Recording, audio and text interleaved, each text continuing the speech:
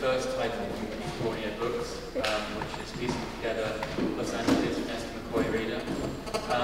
We're really, turn off your mobile phone, I should say that now. We're really happy also to be joined by Susan Morgan, who edited and introduced the publication. And Susan is joined tonight by Alexandra Lang, architecture and design critic, and artist Andrew Spence. In a minute I'm going to hand over to Alexandra, who's going to give a brief introduction before we screen the film. And the film is a 1965 film written by Esther McCoy and directed by Robert Schneider about Urban Gill's Dodge House. It lasts around 15 minutes.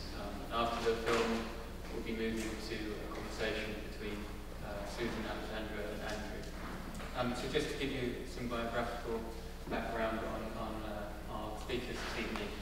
Susan Morgan has written extensively about art, design, and cultural biography.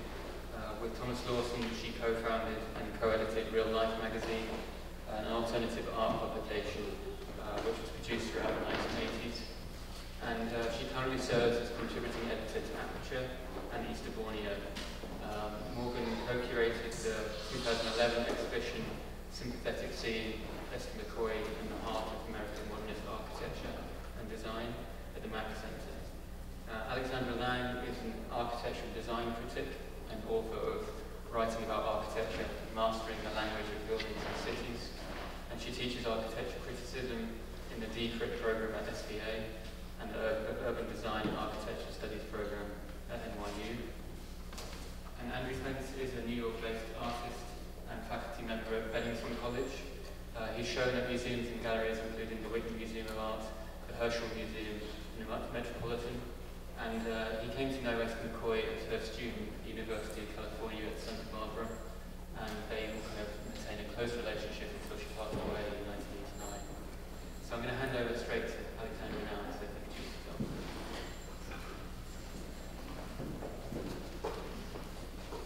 Hi. So welcome. Thank you for coming tonight. So I feel like I just have to say to start out with that it's somewhat ironic that I am moderating this event because I'm very much a Johnny-come-lately to the work of Esther McCoy. I had read her work by California architects sort of piecemeal when I was working on my dissertation, but I had heard the name for many years, especially from California friends. And so when Architecture Record called me and said, do you want to review this new collection of Esther McCoy's writings? I said, great, then I'll actually read the book. So I got the book and I opened it and I was completely enthralled. I felt like Esther McCoy's way of being an architecture critic was really something new to me and very different from the East Coast critics I was more used to. And I just fell in love with the book, and my review was basically just a rave about how wonderful it was, partially thanks to Susan, but more to the talents of Esther McCoy. And I just wanted to say a couple of things quickly to start out with about what I found so entrancing about her work, and then Susan is going to introduce her biography and the film a little bit more. The listing for this event used Rainer Banham's quote about McCoy being the mother of us all. And he meant the mother of California architecture writing, but I also like to think of McCoy as a founding mother of architecture criticism itself, and of women as architecture critics. It's worth noting that since the profession began in the late 19th century, there have always been female architecture critics. Mariana van Rensselaer, who was a close friend of H.H. Richardson and Augustus St. Gaudens, was really one of the originators of the profession. And then McCoy was a contemporary of people like Jane Jacobs and Eloise Huxtable. So when I started to read Susan's collection of McCoy's writing, I really felt like I was sinking into a new sort of atmosphere. As I wrote in my review, there's this real feeling of affection that McCoy develops for all of the architects, for Los Angeles, for the clients of the architects, that seemed very different from what I've been reading. And she seemed to really understand both sides of what can be an oppositional relationship between architect and client. And in different pieces in the book, she takes one or the other side on that relationship. For example, she's the first architecture critic I ever read who talked about the Vanna Venturi in Robert Venturi's famous Vanna Venturi house. It's one of the icons of postmodern architecture, and he built it for his mother. But in her review of the house, which is included in the book, she talks about how Vanna Venturi herself may have influenced some of the design elements. And that just felt to me so rare, since most of the people in the book at the house think it's all down to Robert Venturi's own particular genius. And I also love that the collection is peppered with her letters to editors and public officials arguing that they need to take better care of their precious buildings. The film that we're going to see tonight is an example of her advocacy. And I think advocacy was always part of her historical project and also part of her criticism. And that urgency gives immediacy to all of her writing, even though many of the pieces of the book were written in the 1940s and 1950s. So now I'd like Susan Morgan to give us a little bit of a sketch of Esther McCoy's life, and then talk about how this film came to be rediscovered in the archives. Thank you. I should also say a little bit about how I came to Esther McCoy, which was that I'm a writer and I'm not an architectural historian. And Esther McCoy was in fact a writer who found a subject in architecture, Los Angeles, among other things. And as I said recently, that as a writer, especially as a freelance writer, what you are always looking for is something that's going to engage you, and because you're alone with it and have to think about it for a very long time before you write it. And so you don't, if you care about your writing, you don't do that lightly. And so she was fortunate in finding, both in Los Angeles and in modern architecture, something that she could really think and write about and really articulate, and that she was such a visual writer as well, which a lot of people who write about visual work are not particularly visual, and it's also very difficult to write about space, about three-dimensional space, and also people in the spatial relationships. So I first read Five California Architects more than 20 years ago, and it had been recommended to me by a friend when we had first moved to Los Angeles, and I found Los Angeles a rather inexplicable place because of the range of architecture, because of the geography, for all variety of reasons. And her book the book, which I tend to explain like this, is called Five California Architects. It is in fact the Green brothers, Henry Mather and Charles Sumner Green, who are two of the architects. That section of the book was written by Randall Makinson. And then the remaining three, written by Esther McCoy, are Bernard Maybeck, who worked in Bay Area, Irving Gill, who worked primarily in the San Diego area, but also in Los Angeles, and was the designer of the Dodge House, which is really his master work, and R.M. Schindler. And she writes about it. It's the most, I think of it as inhabited biography.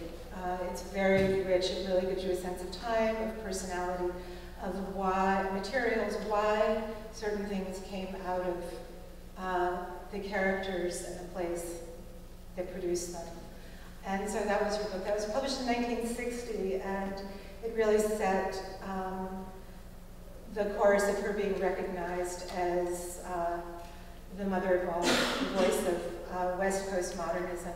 As I like to point out, she was 56 years old when that book was published, and her career continued to almost for another 30 years. She died in 1989 at the age of 85, and the last piece she wrote was for an exhibition called Blueprints for Modern Living. It was at MoCA in Los Angeles. That was about the case study house program, the model home program that was sponsored by Arts and Architecture magazine throughout the mid-40s, really up until 1960, but they focused primarily on the 50s.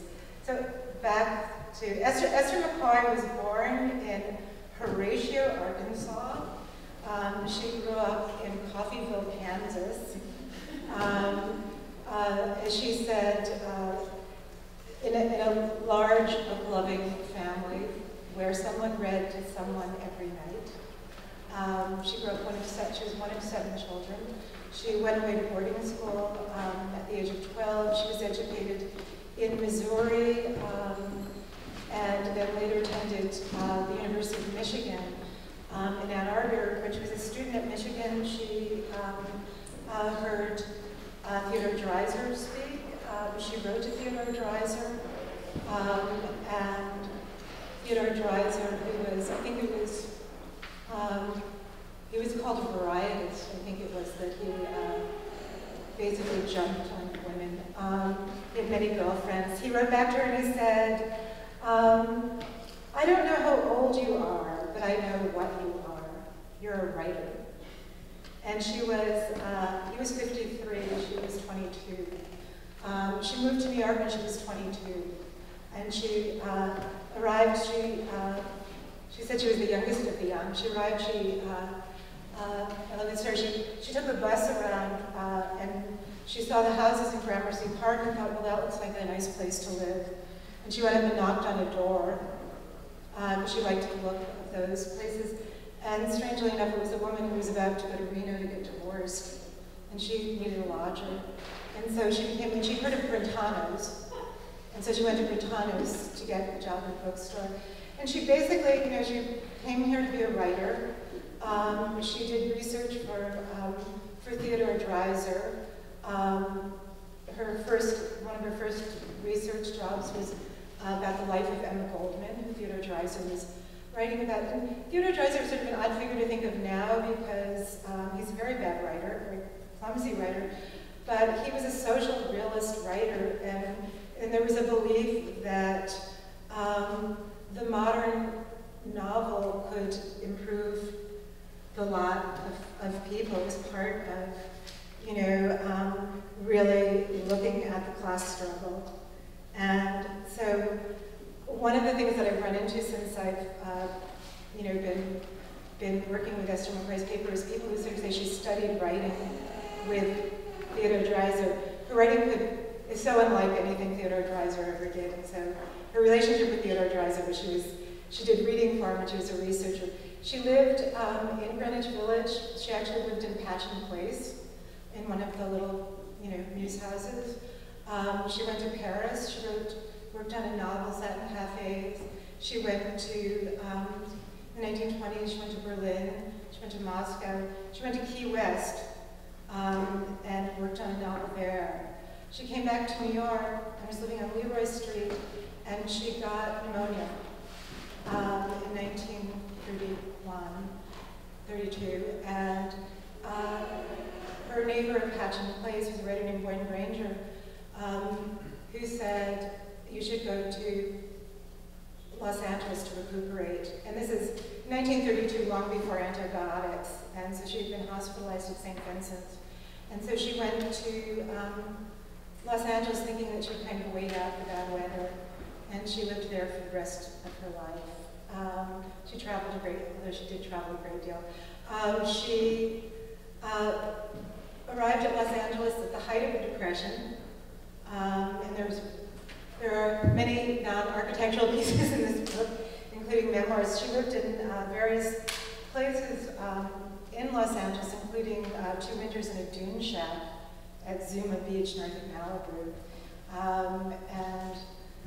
There weren't really, when she got to Los Angeles, there weren't jobs for people doing proofreading or copy editing or any of that sort of work that she'd done in New York. There was no publishing business.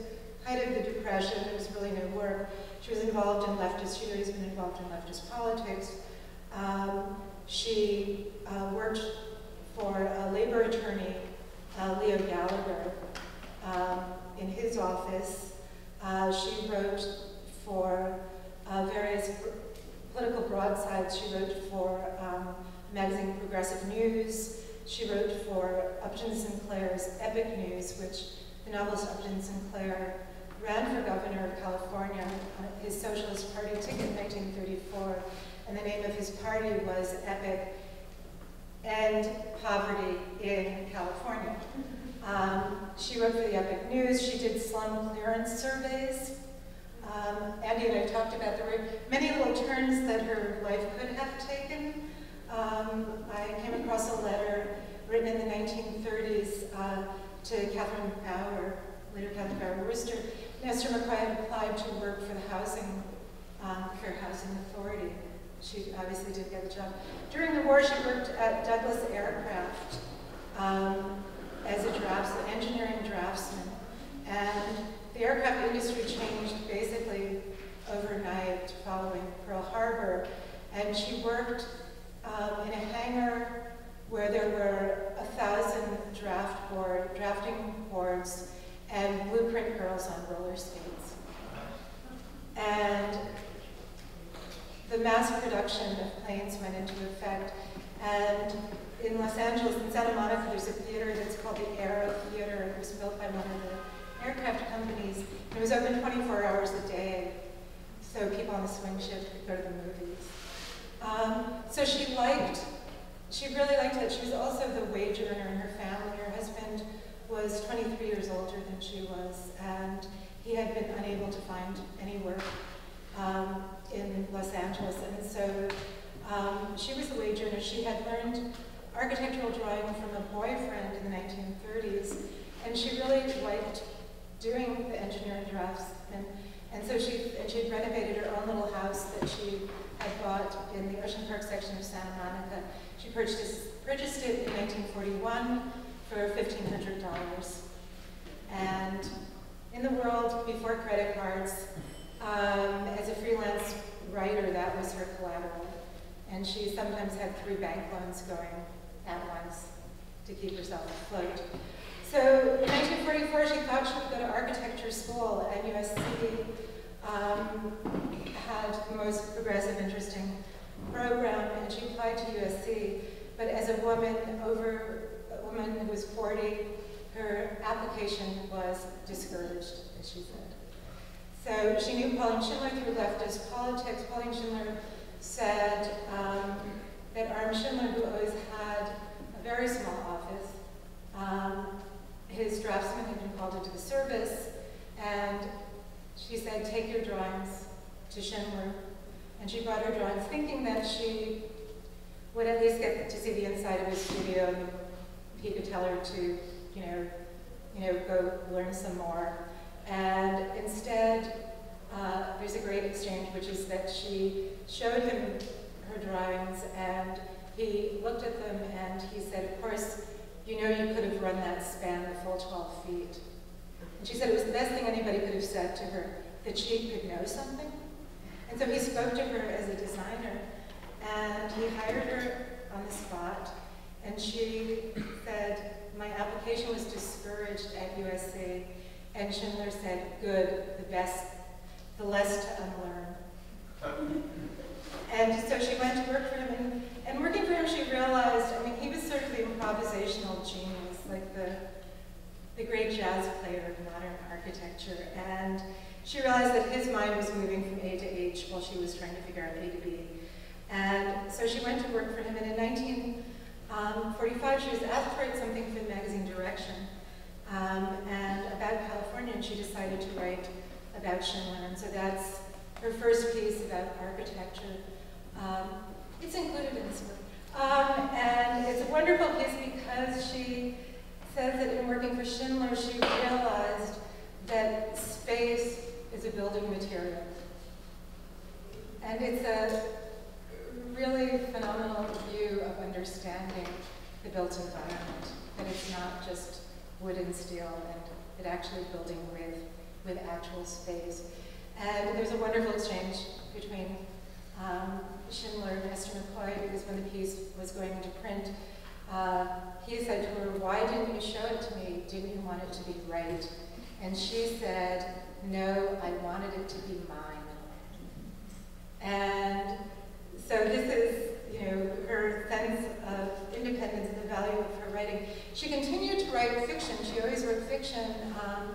As a story that Alexandra has completely embraced and that I love as well is The Important House that she published in the New Yorker in 1948, which is really about, I think it's a sort of prototypical feminist story. It's really about architecture, and it's a woman who's waiting for the photographer to come and photograph her important house, and she's waiting for the couch to be delivered, and she's putting out her best silver, and then the architect and the photographer show up and basically have their way with her house and toss out all of her things. They go and drag in a tubular aluminum chaise and push the couch out in the yard. They cut off some vines from the neighbors and they tape ivy to the wall. They toss off the silver and put a chemistry beaker on the table, and she kind of basically ends up hovering in the dark and says, "You've made it look as though no one lives here." And they say, "All the better for the architecture," right? It's that. And so when she was working for Schindler, she was getting up at 5 in the morning writing fiction. She wrote a short story that was in Harper's Bazaar in 1949 called The Cake, that's about a divorcee being treated for breast cancer by a sexist doctor. In 1950, it was included in the Best American Short Stories of 1950. And a writer named Dolph Sharp in Los Angeles, who was in the Best American Short Stories, went through and noticed all the other writers who were from Los Angeles, and he thought, well, we should all get together and have a writing group. And so they did, and that group included Ray Bradbury, a writer named Sonora Babb, who was married to the great cinematographer James Wong Howe. And they were unable to marry in Los Angeles because miscegenation laws were still in effect in California. C.Y. Lee, who wrote Flower Drum Song, kind of an amazing range of people. So she was always writing fiction. She wrote for Pride magazine, she wrote for Living for Young Homemakers, which was a very mainstream magazine that had a moment of a little Camelot of modernism where they wrote about modern houses, and then the big McCarthy curtain fell down and suddenly it was all colonial rock maple and frilly aprons and jello molds. But there were about 4 years of really good stories that she basically ghost wrote. They were all told from the point of view of the homeowner. She's best known for writing for Arts and Architecture magazine, which really, she described it as a magazine.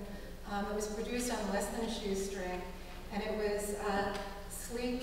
It was a magazine that was thin as a tortilla and sleek as a Bugatti. And it was edited by John Intenza, who is the one who started the Case Study House program.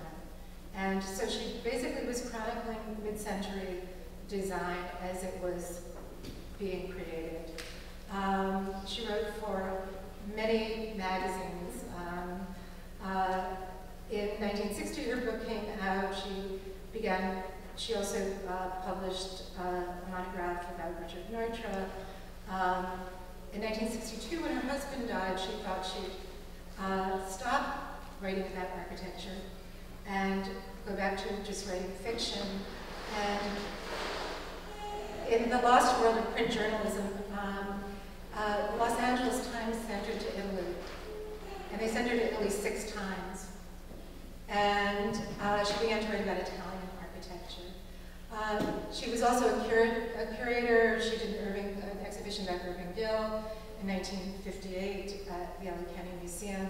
She did an exhibition of Italian architects at the Los Angeles County Museum.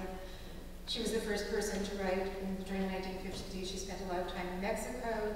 She was the first person to write about Louis Barragan in the United States. She curated an exhibition of Faber's Candela. She did an exhibition at London. So she did many things. So I'm trying to get her out of the corner. She really was a social critic. She was somebody who really wrote about the progressive edge of American culture, really starting describing Greenwich Village in the 1920s through Los Angeles in the 1930s, when it was a non-union town and was considered the Great White Hope. In the 1940s, the post-war optimism in modernist architecture in Mexico. She always continued to write short radio plays, short stories.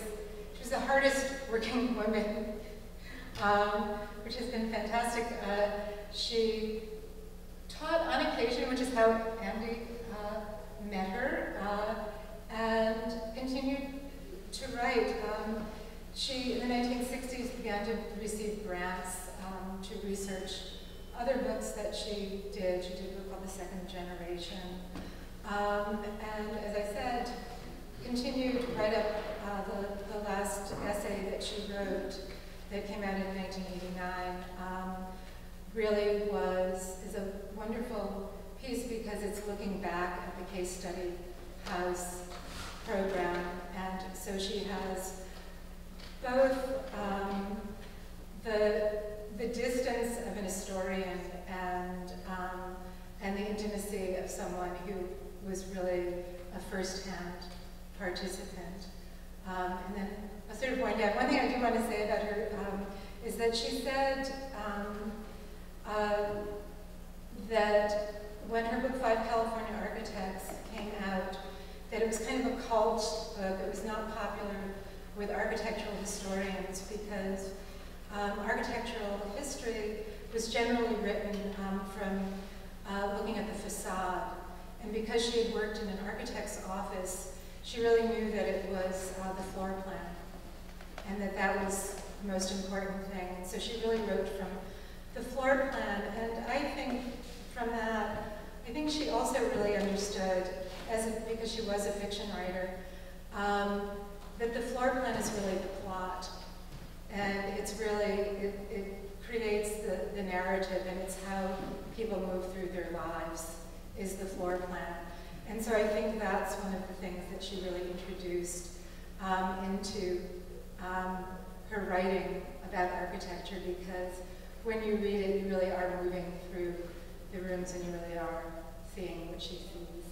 So that is my long-winded biography of her. Do you want me to introduce the phone, or do you want to go to Andy say something? I think maybe just maybe briefly talk about how you knew Esther McCoy. I feel like this segue from the sort of social concerns sounds like those things were very present when you met her. I first met Esther in 1969 when I was a student in class at the University of California in Santa Barbara. It was an architecture class. It was actually a projects class. And we spent the entire term figuring out what to do with an undeveloped site on the college campus. And at the end of the term, we decided that we should just let it be as it is. This very much amused Esther. Later, about a year later, I met her again accidentally at an art conference in Chicago, and she said to look her up if I'm ever in Los Angeles. So that's just about what I did, is that I was planning to move to Los Angeles after graduate school. And so I spent time going down there to get familiar with the area, and I would always stop in and see Esther. And we became friends that way. So when I did finally get to Los Angeles, she would pretty much every week she'd invite me for dinner. She was making sure that I wasn't starving. And she would also send me around to her friends to not just to meet them, but maybe they could help me find them a job. So after that, I would always report back to her and tell her that she has nice friends, but there's no jobs. So she would laugh at that and thought that was very funny, and then go find somebody else I should go look up on Rolodex. So that's sort of how things went.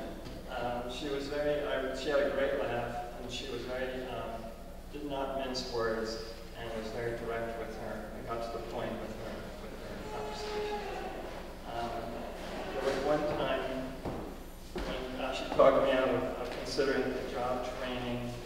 I was considering a job training something to learn a skill, and many years later she asked if I had ever regretted her advice, and I had said that I never had, and I thanked her for her wisdom. It's very funny because she actually did mention in that conversation, lesson unlearned. It was the same thing she said to me about maybe I was overeducated. So at any rate, thanks to Esther, I did finally find a position in an art warehouse, and we continued our friendship. So that's all I'm going to say for now. I'll go to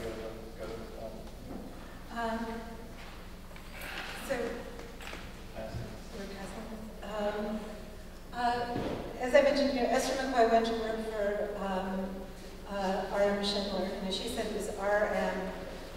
In the way that it was T.S. Eliot or H.L. Mencken. He was not, his first name was Rudolph, which he didn't like, and he was called Michael by people who knew him, but everything assigned R.M. And so she went to work for him in 1944. His house, which I don't know if people here are familiar with it, Schindler's house was built in 1922. It's one of the great radical modern houses. It was built for two couples, Clyde and Marion Chase, and Pauline and R.M. Schindler. And so it's 4 studios. It's kind of in a pinwheel floor plan. And there are 4 studios for the 4 adults. The living areas are outdoors with fireplaces, and the idea that truly a Northern European would think of is they would sleep out on the roof in these kind of, they're called, on these sleeping porches. And the sleeping outside thing didn't really work out. But the house was built, and this will get to the Dodge house, it's not wildly divergent. The house was built in the technique that's called tilt slab construction. And Clyde Chase had worked for Irving Gill as an engineer. And Irving Gill, architect Irving Gill, was born in 1870 grew up in Tully, New York, outside of Syracuse. He was a Quaker. His father was a contractor. At 20, Irving Gill went to work, kind of arrived at Louis Sullivan's in Chicago, worked briefly for Louis Sullivan, and then in 1893, Irving Gill went to San Diego and began opened his architecture office. So in the early 20th century,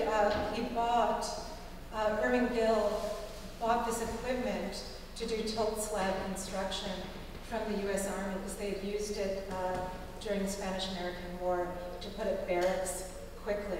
And tilt slab construction it's a little bit like building a gingerbread house or something. You make a big can with a very thin metal edge, and you pour the concrete in, the windows are cut out, and then you use these pulleys to bring the walls up into place. You need a lot of ground, and you also need these pulleys. So those pulleys, Irving Gill's pulleys, were used to build the Schindler House. The Schindler House is located on what's now West Hollywood and on Kings Road. Curiously enough, Theodore Dreiser also lived on Kings Road in West Hollywood. a block away from Schindler in the 1940s, where Esther McCoy was working. And also on Kings Road was Irving Gill's masterpiece. Schindler, in fact, bought the property that he built his house from Walter L. Dodge, who commissioned the Dodge House. So Irving Gill was kind of lost to history. He died in 1935. I think he was penniless when he died. There's an absolutely heartbreaking account in 5 California Architects where there's his ledger, and it's how many pounds of avocados he picked that day and sold, and how much, 25 cents for dog food, and he had no money. He had, in his career, been incredibly successful. He designed a lot of San Diego. He worked in the most spare, beautiful style. He was very interested, as early modernists were, in the idea of ease and hygiene. He never patented anything that he designed. He reduced the number of working parts in a casement window from 24 to 4, but he never patented his design. So Esther McCoy basically found Irving Gill's architecture, seeing the Dodge House, studying his buildings in San Diego, kind of championing his work. He was born the same year as Adolf Loos. A lot of people think that he was influenced by Adolf Loos. He had no idea about Adolf Loos. As Gill's nephew said, Gill didn't read anything. So he kind of came up with these ideas. And as Esther McCoy said a little more stridently, was that he was building things while Adolf Loos was writing things. So he was actually building them. And so this house that we're about to see the film, he was kind of his great commission. It was for Walter Luther Dodge, who had made a fortune in a patent medicine called Tis for Tender Feet, and had bought up a lot of property on Kings Road. The house was on almost 3 acres. It was a 6,000 square foot house. It had 1,500 square feet of porches. Irving Gill also designed the gardens.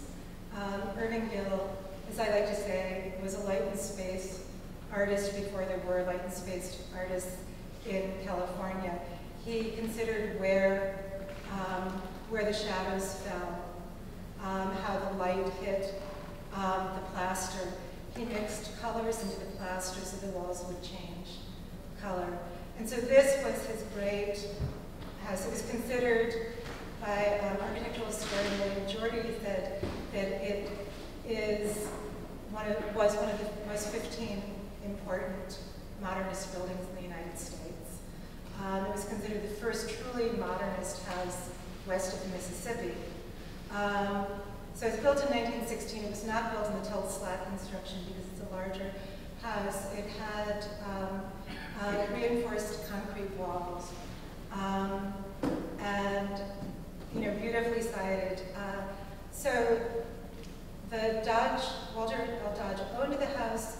The house was sold in the 1920s to the McKenna family. In 1939, the LA School Board acquired the property through eminent domain with a plan to knock it down and build a school on the property. That plan got scrapped and the house just lingered for many years. And it was used as a technical college. And the gardens became overgrown. And they had training programs. Women were trained to be school cafeteria ladies, and men were trained to repair cars on the property. So the campaign, the house just kind of drifted along for many years like that. In the 1960s, it kind of went between the City Board of Supervisors and the county. In the 1960s, businessmen with interests began a campaign to have the area rezoned, and the plan to demolish the Dodge House really was set into motion. And so Esther McCoy really campaigned vigorously to, and when we did our exhibition, we had 40 documents of letters and of her writing to everyone, trying to get UCLA to buy it, trying to create, consortiums of architecture lovers, trying to just, and in part of, as part of her campaign, she made this film. This is how to get the word out to a bigger audience, would be a film. And so the budget of the film was $5,000. She got, I think, around $2,000 from Edgar Kaufman. And then the rest of it came in kind of checks for 25, little drips and drabs. One of the most excruciating letters is Phyllis Lambert, who brought you the Seagram building, writing a letter saying, "Here's my check for $304. Oh wait, I'm not going to send it. Could you send? It is tax deductible, isn't it? Could you send me the tax number before I send the check?" And I read that thinking, Phyllis Lambert could have bought the Dodge House. But what I hadn't realized at that time was there were wheels in motion. The Dodge House was not going to be saved because there was in fact an offer to buy the Dodge House for the asking price, which was $800,000, but it was at the whim of the supervisors whether they would sell it at that price, whether they would sell it. And the businessmen with interest, the kind of major villain in all of this is a Jewish mobster named Jake Barber Factor, who was the half-brother of Max Factor, the Beauty King. And he had been in the mafia in Chicago during Prohibition.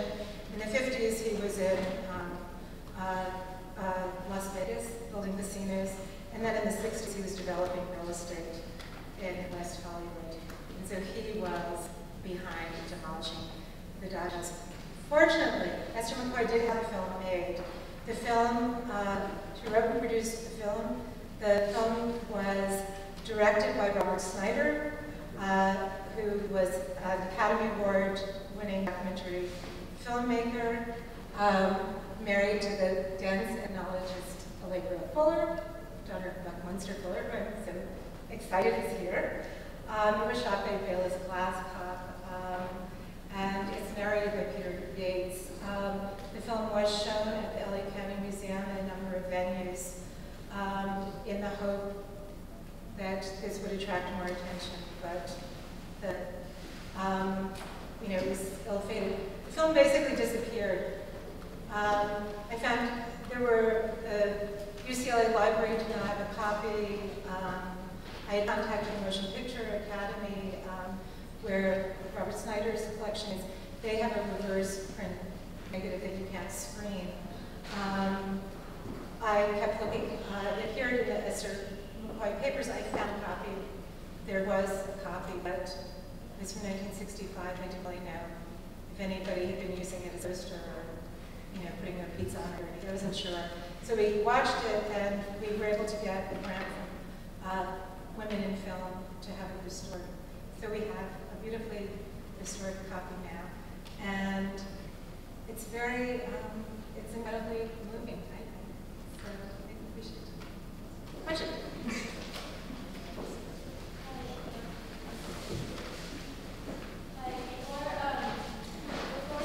I'm going to have to ask everyone to turn off their cell phones because signals from your cell phone, they could actually damage the film grid. This makes a lot of sound. Yeah. So not on silent, but turn all the way off. Thank you.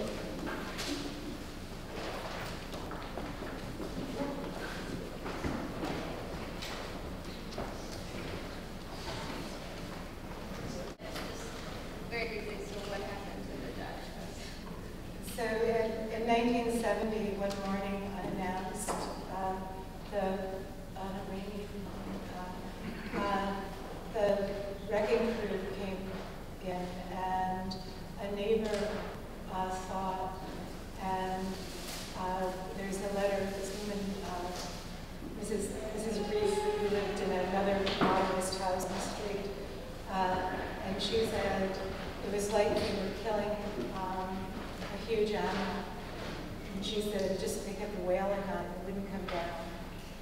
And they just beat it and beat it and beat it. And by the afternoon, the entire house was gone, all of the landscaping was gone, and it was just like this nuclear landscape. And the architectural historian, Robert Winter, said that Esther McCoy called him and said, if only they'd told us, we could have taken out the banister. You know, they didn't think any of them was nothing, none of the material, none of the elements that you see in the house. There was a woman who was an editor at the Craftsman magazine, Eloise Rohrbach, and she was kind of a Gill-head. She had, in the turn of the century, just kept writing about Gill. And one time she said, being in a Gill house was like living in the heart of a seashell. So the house was entirely destroyed, and the great irony was that, among many great ironies, was that the next plan afoot in Los Angeles was to tear down LA Central Library, designed by Bertram Goodhue, and that was when the LA Conservancy was created. And then that area was all, Kings Road was rezoned because it was more profitable to the county and the city and businessmen to put up condos. And so all of this, the whole street is just packed with condos. And the Schindler house remains because Pauline Schindler, the ex-wife of Aram Schindler, stayed in it until the 1970s. Elder Brown didn't leave, didn't let them get the property, and so now that's actually still, it's still there. The Schindler house is basically made out of twigs. You could huff and puff. And this house had, as she points out, had 8-inch reinforced concrete walls.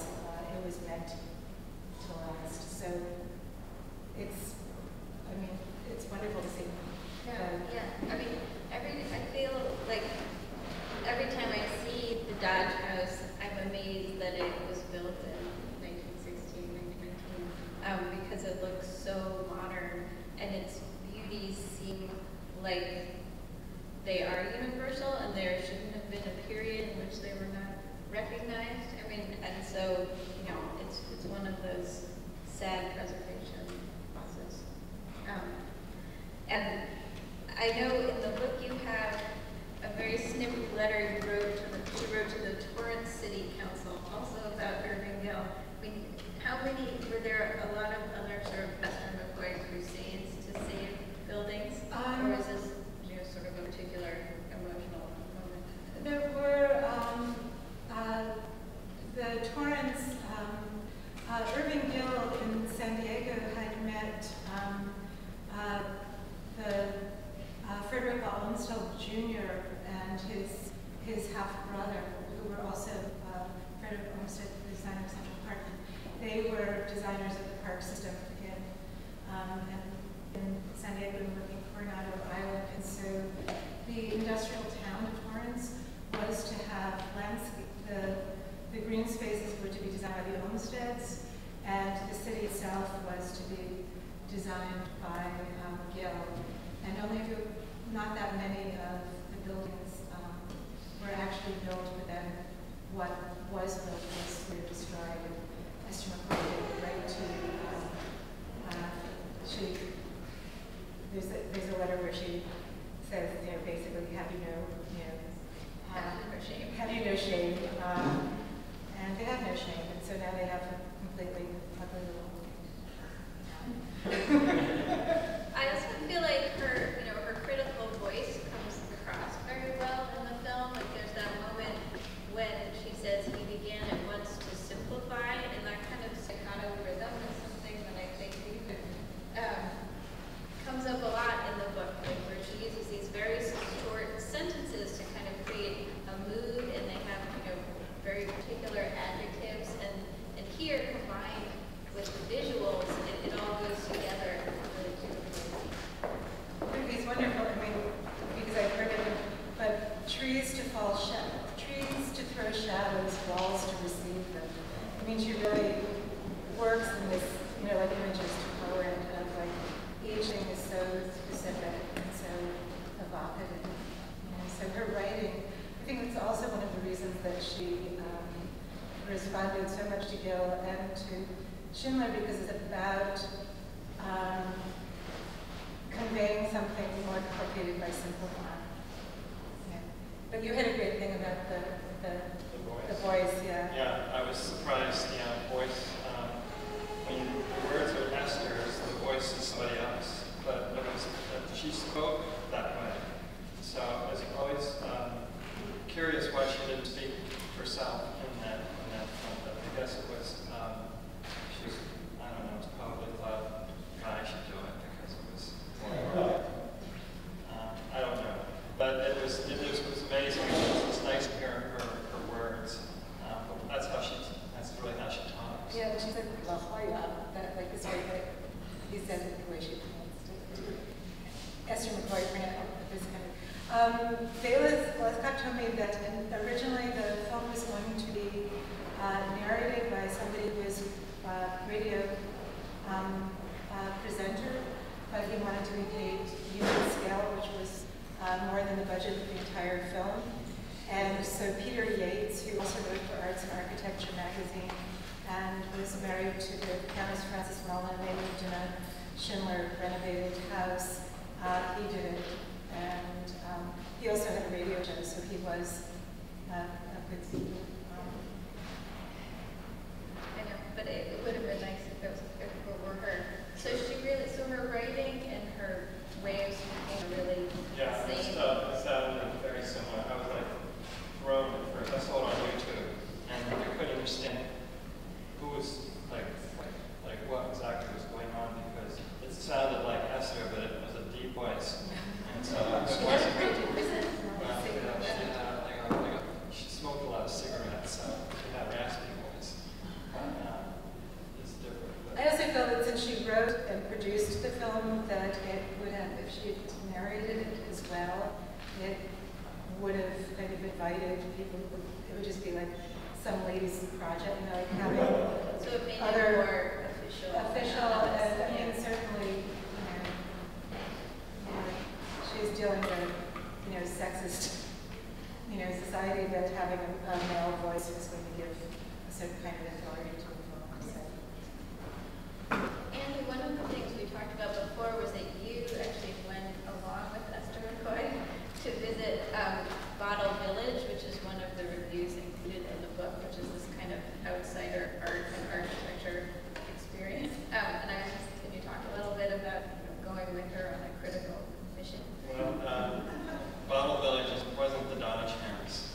I don't know if anybody knows what it's about. But one day, Esther called and she asked me to drive her out to Simi Valley, which is north of Los Angeles, about an hour or so north. And she wanted to visit Bottle Village because she had to write about it. And so she, Bottle Village is, in 1956, a woman named Grandma Prisby started building, had this rural lot, was sort of like about a third of an acre, I believe, and she was building structures on it that looked like they were sort of hut-shaped or hut-scale, and there were shrines, and there were walls. They were all made out of old bottles, used bottles. And so it was kind of obviously kind of an eccentric kind of place. And so basically, Esther had to go out, and it was very simple. She basically went around interviewing Grandma Prisby and took notes, and I went around measuring everything, making it like a diagrammatic map where everything went.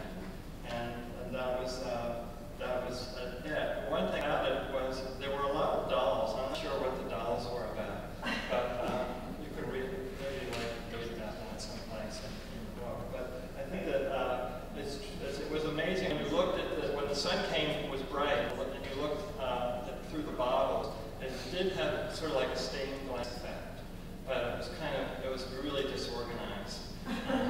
But nonetheless, it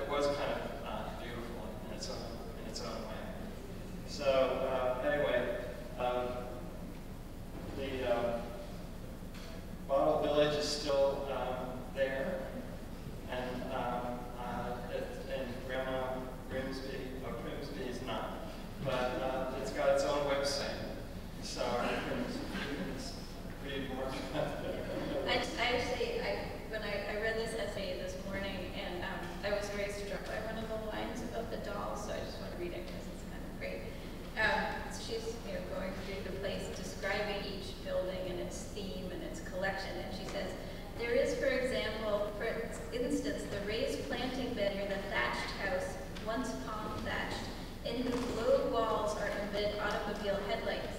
The blooms are heads of rubber dolls impaled on pipes.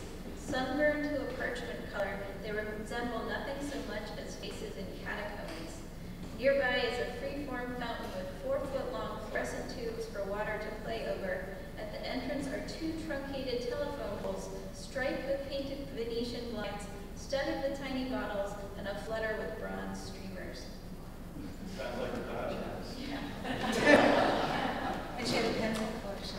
Right, and it said in the piece that the whole village started because she needed a bigger house for her pencil collection. But just, I mean, actually, the contrast between these two spaces is great, and it really showed her range, that she could appreciate what Grandma Prinsby was doing and what Erbil were doing with the same amount of sort of detail and kind of loving attention to like what was the quality of this space, like why would you want to be there, and what was the artistic idea at work. She did an article once on student housing for Progressive Architecture magazine, and she used my apartment as a shabby example of construction and design. And actually, I'm very proud of that.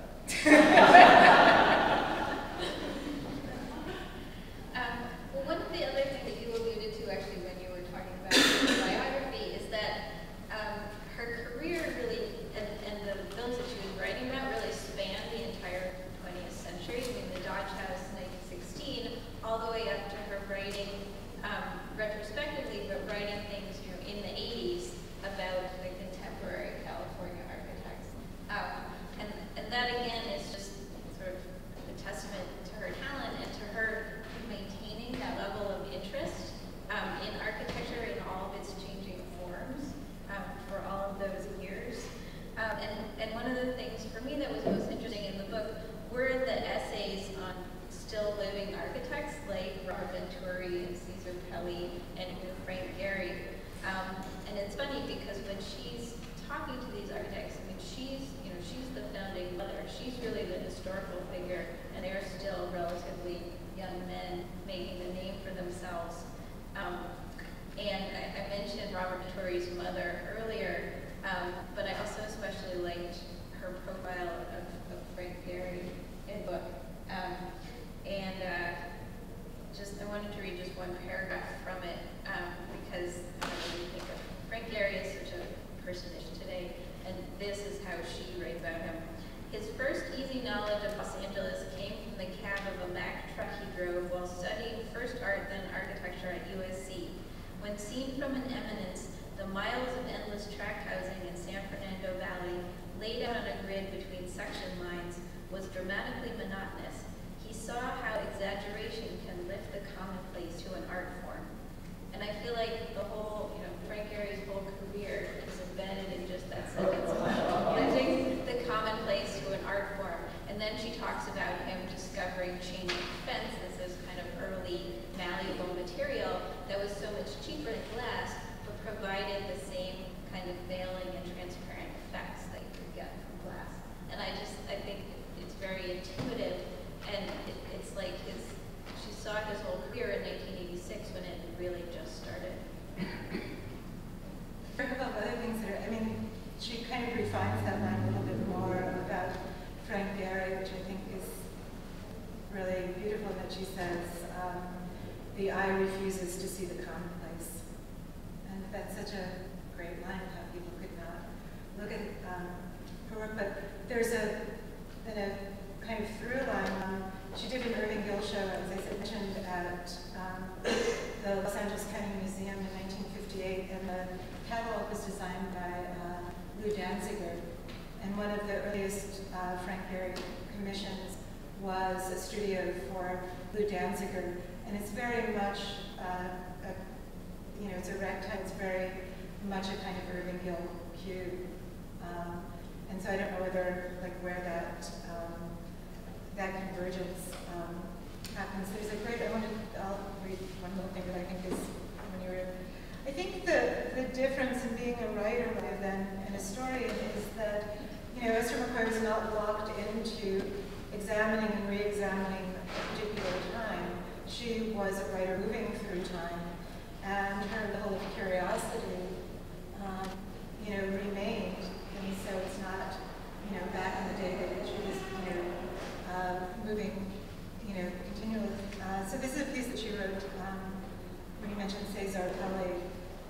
Some years ago at a lecture at the California Institute of Architecture, I sat next to Pauline Schindler, who berated the Pacific Design Center for violating the scale of West Hollywood, where she had long lived. In the mythical building sheathed in bright blue ceramic and vision glass, with its long 3-story high backbone of glazed barrel vault, was like a sea mammal, stretched 10 miles from shore, forever landlocked, its nearest kin the acres of Hollywood movie lots of community. But community is the wrong word for anything in the shifting realities of the Los Angeles basin. After the lecture, I introduced her, Pauline Schindler, to Pelé, and left them together. But from a distance, I noted the 5'1" petulant mistress of the famous Kings Road house, scolding the courteous 6'4" architect as he leaned down to her, smiling and nodding his head from time to time, as if in agreement. Not hearing the words that passed between them started me thinking about Pelé as a human being, separate from his architecture and from the brilliant flow of his ideas. Thoughts came always from him pre-sifted and fully formed. I remembered that I had never found it easy to write about him because my notes were stuffed with quotes from him, far more provocative than he expressed than I could have written. It was exasperating. How could I do my work when he was doing it for me? Not until I saw him with Pauline Schindler was I aware of how totally he listened, all the features of his face, all his smallest gestures, cooperating in the process. I recalled how patiently he had listened to students as they presented a project at UCLA where he went as a critic. Other critics were apt to cut off a student if he defended a flawed project, but not Pelé. He heard each one out and then skillfully summed up, causing no damage to tender egos. In the West, where our manners are casual, he had brought a courtesy so large that nothing about it ever suggested our lackness. He brought our harmony into architectural circles during his 10 years in Los Angeles than was known before or since. So it's a different kind of appreciation. And I think that really shows her skill as a fiction writer of creating a scene and giving characters and animating something far more than, describing Waiter beans and steel mullions. This is a different kind of writing. And I think it's always difficult for a critic when you like and respect the architect, but you dislike their work. And I think that's kind of what she's doing in that piece. She doesn't think that the Pacific Design Center is so wonderful, but she has respect for Pelé and she's kind of working that out a little bit. Yeah, and I also think she moves in the piece about the Pacific Design Center, her appreciation of materials, and how she really, I think that was her great interest in Bernard Maybach, was that he really was modern and that he let the materials, his style was, still very much looking like a craftsman, a Bay Area kind of craftsman thing, but he let, in the way that Gill did, it's a kind of minimalist or formalist thing of like, the concrete is concrete, and the way that Pelé used, the reflective glass and stuff. So she finds it, and I think this is really, the engagement of a writer, finding a way into the story that you really want to spend time with. I always thought that she had a great eye.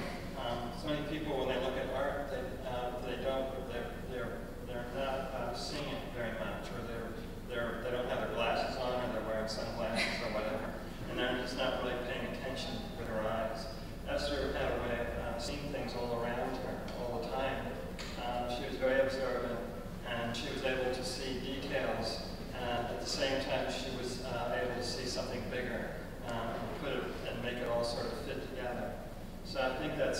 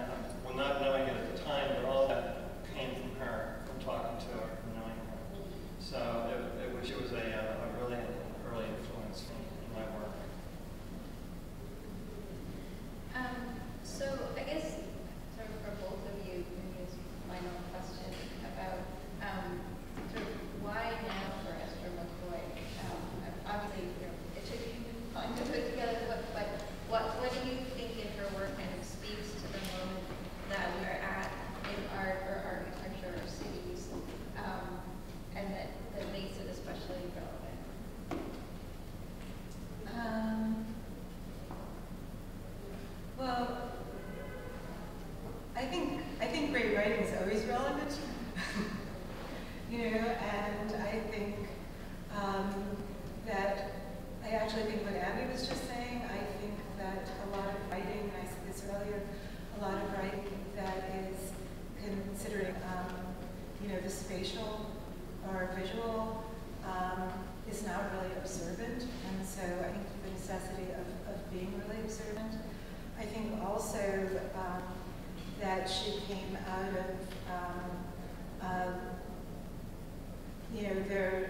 the Urban Guild. There was a kind of utopian socialism that was, at the beginning of the 20th century that I think,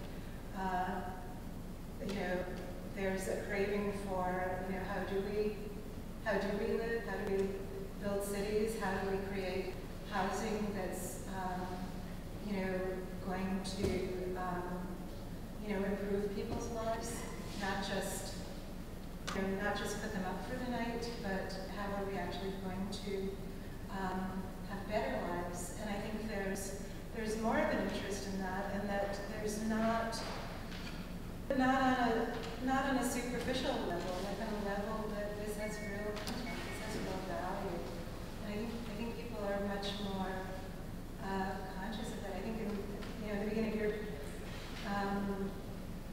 book about architectural writing, you're saying we all live in architecture, but are we aware of it? Do we have a kind of active relationship or a dialogue with these spaces, or who's describing it for us? Who's telling the story of where and how we live? And I think, right now there really is a prompt for that. And I know that reading her writing about the 1930s, during Occupy Wall Street, there's a very strong echo.